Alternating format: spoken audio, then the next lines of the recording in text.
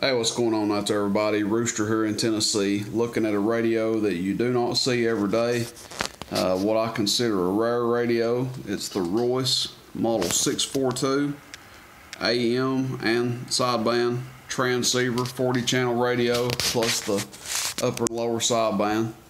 And this was Royce's flagship radio, I guess you'd say. They're top of the line, probably the nicest radio they ever made. Come out in the 70s, I'm assuming late 70s or so.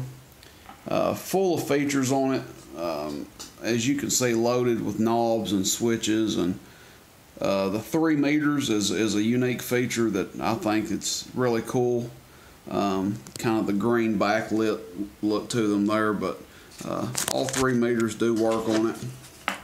Hello, hello, hello, hello, hello, hello. This thing's basically stock, I believe. I don't think anything's been done to it, but again, it's in exceptional shape, collector worthy, I would say. Look at the side of it, the wood panels on the side. And these are good radios, good performing radios. Turn this thing on, the meters weren't stuck on it, and me and Gump were talking about it, and you know, he was telling me that Royce was standalone. They didn't copy. They didn't have any copies of them, rather.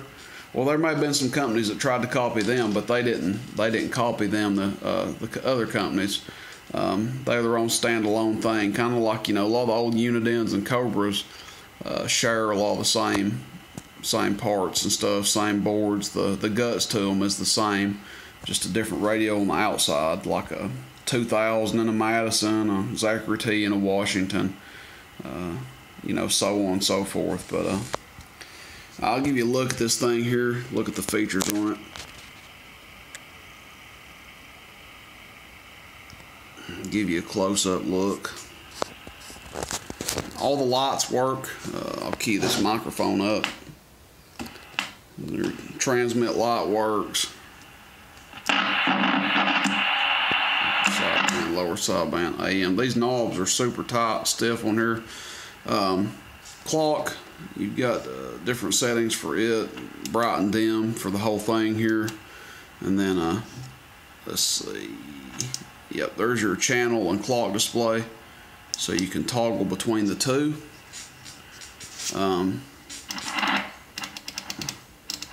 Channel lights all look good. Hasn't been used for a while, it has been sitting, so you'll get that occasional flicker, but that's normal for a radio. It's been sitting. And of course, some of these knobs are going to be a little scratchy. They could probably use cleaned and contact cleaner, this, that, and other on them, but that's what you expect with a older radio that hasn't been turned on in a while. Down here across the bottom, here's your controls down here. And I think that's about it as far as looking at it here. We'll get into the performance of it.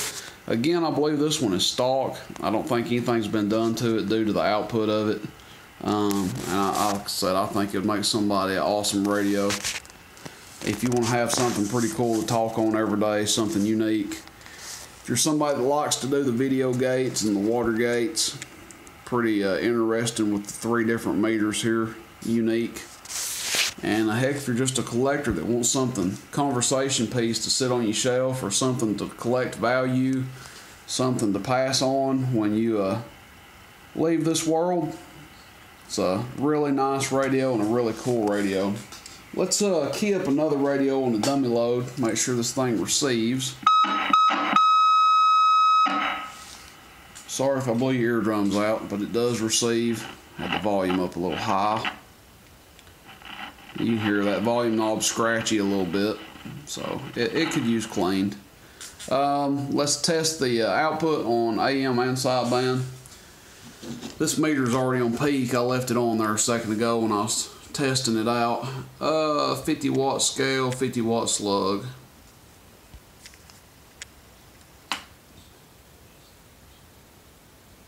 It looks like we're keying about 4 watts. Audio test test, audio test test, audio test test, audio test test, audio test test, audio test test. It's about 20 peak. We can go sideband. Audio test test, audio test test, audio test test, audio test test. Just a little bit above 20 on the upper sideband. Lower sideband should be the same. Audio test test, audio test test, audio test test, audio. Showing the same on lower sideband and upper sideband. Go back to AM for those that are interested in the average power, bird average. 4 watts or so. Audio. Modulating to 5 watts. Audio. She's a real powerhouse, this one. But that's stock numbers out of it. Like I said, I can't promise you that nothing's been done to it, but by the signs of the performance, I believe this is a stock radio. Anyway, that's it, guys. The Royce Model 642.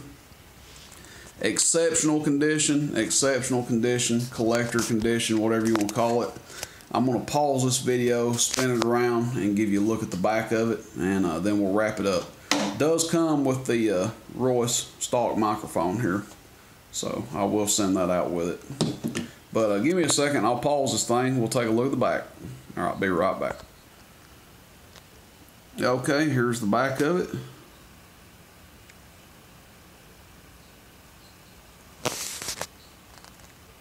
There's your, say, manufacturer June. It says 1978, so I was right, late 70s. I don't know if you can see that or not. Let's zoom in here. June 1978. Back in the CB boom. You've got an external speaker jack over here if you want to run an external speaker. And looks like it runs AC or DC.